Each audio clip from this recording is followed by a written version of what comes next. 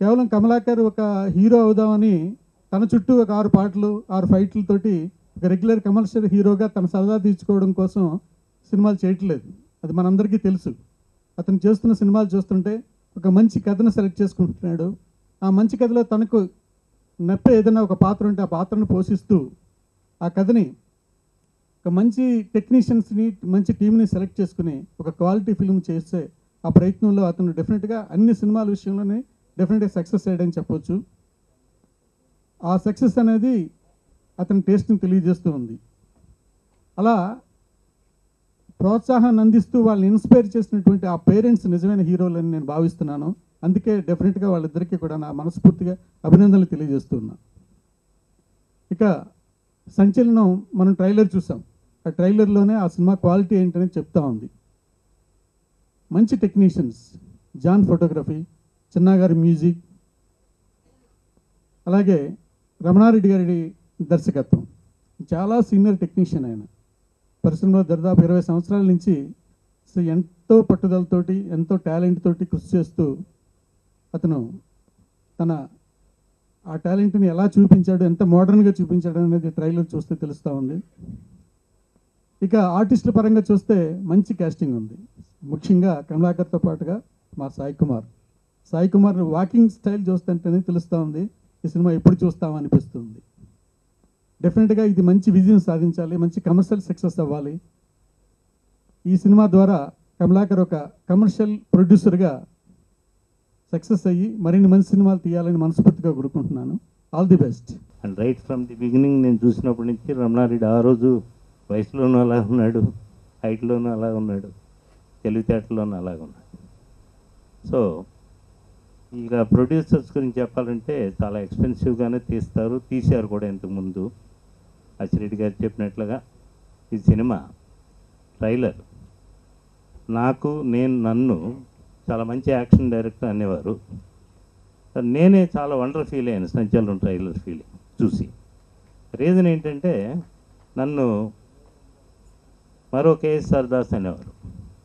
ఇప్పుడు ఆయనకి ఈ 2 పదవులు ఇవ్వచ్చు. కేఎస్ఆర్ దాస్, సాగరు కలిసిన ఒక రమణారెడ్డి అని చెప్పొచ్చు. ఎందుకంటే నేను 84లోని డాకు తీసినప్పుడు ఇండస్ట్రీ అంతా చాలా గొప్పగా ఫీల్ అయింది. ఆ తర్వాత నెంబర్ ఆఫ్ పిక్చర్స్ ఇచ్చాము, అవి కూడా యాక్షన్ ఓరియంటెడ్కి ఎక్కువ అవకాశాలు ఇచ్చాము. It is really thrilling. చిన్న గురించి చెప్పాలంటే వాడు చాలా చిన్నవాడు నాకు. So is a good music director. అంటే చాలా చిన్నవాడు అంటే ఆడు పుట్టినప్పుడు నేను తెలుసు నాకు అది. సో ఆడు చాలా మంచి మ్యూజిక్ డైరెక్టరు. చాలామంది పెద్ద పెద్ద మ్యూజిక్ డైరెక్టర్ ఫ్రెండ్లీగా ఉంటూ చేస్తూ ఇప్పుడు చాలా బుద్ధిమంతుడయ్యి చాలా సిన్సియర్గా చాలా పెద్ద పెద్ద సినిమాలకి రికార్డింగ్ చేస్తూ ఈ సినిమాకి వాడు చాలా ఎరకోటి ఉంటాడు. ఇక ఎఫెక్ట్స్లో వాడు కింగు, రికార్డింగ్లో కింగు. దానికి ఎవరు అభ్యంతరం చెప్పడానికి కుదరదు. Such a good technician. Prabhakar Reddy గారు నిర్మాత హీరోగా ఈ సినిమా చేశారు. ఆయన బేసిక్గా ఏంటంటే నిర్మాతగా సక్సెస్ఫుల్ అవుతూ అటు హీరోగా కూడా కమర్షియల్ హీరోగా కంటిన్యూగా సక్సెస్ఫుల్ అవ్వాలని డెఫినెట్గా ఈ సినిమాలో చూస్తా అంటే చాలా సెంటిమెంట్స్ ఉన్నాయి. యాజ్ ఇట్ ఈస్గా అత్యద్భుతమైన టెక్నీషియన్స్ ఉన్నారు.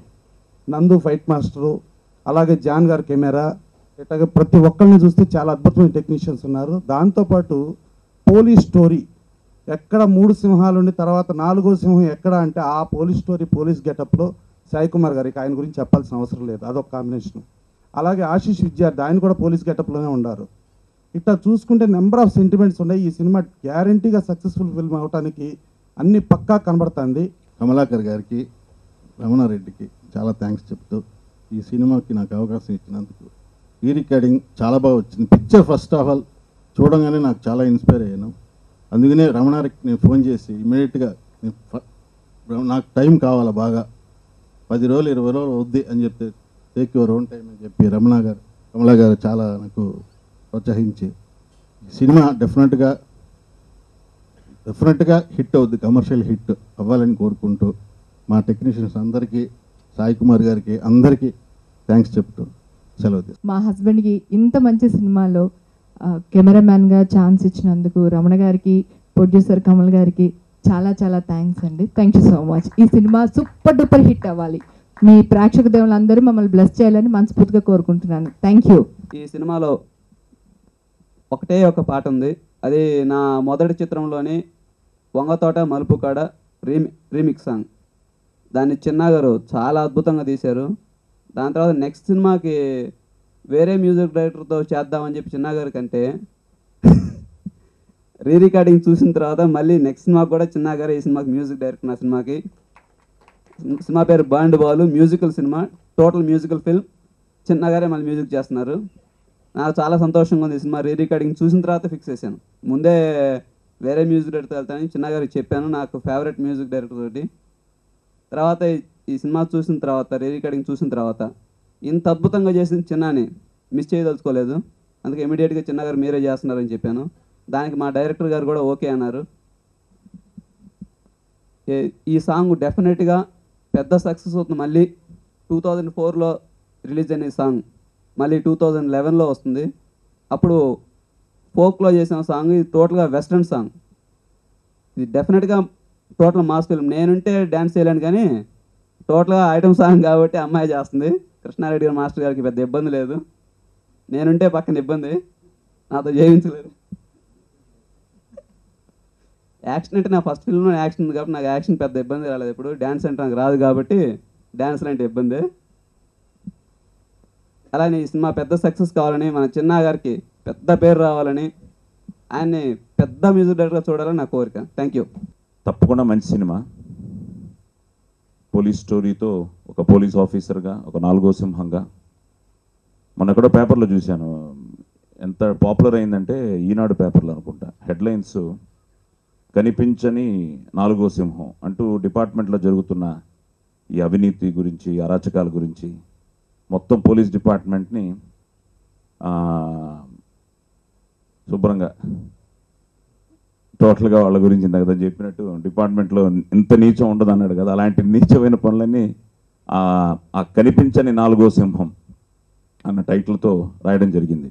నేను తర్వాత జోక్ చేశాను, రేపు నేను చనిపోతే ప్రెస్కి మంచి అద్భుతమైన ఒక హెడ్లైన్స్ ఉంది అని.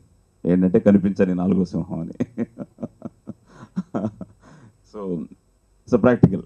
ఎందుకంటే ఓకే, సో ఊహించుకున్నాను, ఓకే రేపు ఇదైతే నాకు కూడా ఇలాంటి కనిపించని 4వ సింహం టైటిల్తోనే వేస్తారేమో రేపు అని. సో అలాగ అంత పాపులర్ అయింది. తర్వాత ఖైదీ బ్రదర్స్లో ఒక డిఫరెంట్ క్యారెక్టర్, ఫస్ట్ టైం ఒక జోవియల్గా ఉండే ఒక పోలీస్ ఆఫీసర్. అది ఎంత సీరియస్గా చేశానో దానికి కాంట్రాస్ట్ మళ్ళీ సాగర్ గారు నా చేతి చేయించారు. సంచలనానికి వచ్చేటప్పటికి 96లో పోలీస్ యూనిఫామ్ వేసుకున్నాను, 2011లో పోలీస్ ఆఫీసర్. సో 15 ఏళ్లుగా డ్యూటీ చేసి ఇంకా బోరు కొట్టి బద్ధకం, రిలాక్స్డ్ పోలీస్ ఆఫీసర్. అసలు డ్యూటీ చెప్తేనే ఇంకొంచెం చూడచ్చు అలాంటి ఒక క్యారెక్టర్. అలాంటి క్యారెక్టర్కి కమలాకర్ పరిచయం అయ్యి, ఆ క్యారెక్టర్ పరిచయం అయ్యి, అక్కడి నుంచి జరిగే ఒక అద్భుతమైన సంఘటన ఈ సంచలనం. It's a meaningful film, at the same time commercial film. ఈ ట్రైలర్ చూస్తే అదిరిపోయే మాస్ ఓపెనింగ్స్ వచ్చేటట్టున్నాయి. ఎందుకంటే ఆల్రెడీ నాకు పిచ్చ మాస్ ఉంది. అలాగే కమలా కూడా ఈ సినిమాలో చాలా బాగా చేశాడు. బిగినింగ్ కమలాతో మొదలెట్టినప్పుడు, కమలాకర్తో మొదలెట్టినప్పుడు బాగా రిలాక్స్డ్గా ఉన్నాడు ఏంటి అనిపించింది. కానీ డబ్బింగ్ చెప్తున్నప్పుడు, ఇప్పుడు ట్రైలర్ చూసిన తర్వాత ఎస్, ఈ క్యారెక్టర్కి, ఎందుకంటే ఒక ఇన్నోసెంట్ క్యారెక్టర్ తెలియకుండా ఒక సిస్టంలో ఇరుక్కుని ఎలా ఫైట్ చేశాడు అన్నది. సో ఐ థింక్ తనకు కూడా చాలా మంచి పేరు వస్తుంది ఈ సినిమా. సో మంచి బ్యానరు, మంచి టైటిల్, మంచి టెక్నీషియన్స్, మంచి ఆల్ మంచి మంచి మంచి. సో మా మంచి తెలుగు ప్రేక్షకులు మమ్మల్ని ఆదరిస్తారని, మమ్మల్ని ఆశీర్వదిస్తారని మనస్ఫూర్తిగా కోరుకుంటూ thank you very much. First time CD చూసిన తర్వాత, రష్ సీడీ చూసిన తర్వాత ఫస్ట్ టైం నాకు ఫోన్ చేశాడు చెన్నై నుంచి. రమణ కంగ్రాట్స్ అన్న. ఏంటి చిన్న ఏంటి అని అడిగితే, సినిమా చాలా బాగుంది రమణ, నేను చాలా సినిమాలు చేస్తూ ఉంటాను, పెద్ద సినిమాలు కూడా చేశాను, బట్ నన్ను బాగా ఇన్స్పైర్ చేసింది ఈ సినిమాని. నేను ఎక్కడా రాజీ పడకుండా రికార్డింగ్ నేను చేస్తాను, నన్ను తొందర పెట్టొద్దు, ఎంత టైం అయినా సరే నాకు ఇవ్వండి, నేను చేసి పెడతాను అని చెప్పాడు. ఆ మాట నిలబెట్టుకున్నాడు. ఈ రోజున మేము సినిమా డిటిఎస్ మిక్సింగ్లో చూస్తుంటే మేము అనుకున్న దానికంటే రెట్టింపు ఇంపాక్ట్ వచ్చింది చిన్న మ్యూజిక్ వలన. సినిమాని ఎక్కడికో లేపేశాడు. అంత మంచి టెంపో, మేము అనుకున్న టెంపో ఏదైతే కావాలనుకున్నామో ఆ టెంపోని తన నేపథ్య సంగీతం ద్వారా, రికార్డింగ్ ద్వారా చాలా పట్టుగా చేశాడు. దానికి చిన్నాకి చాలా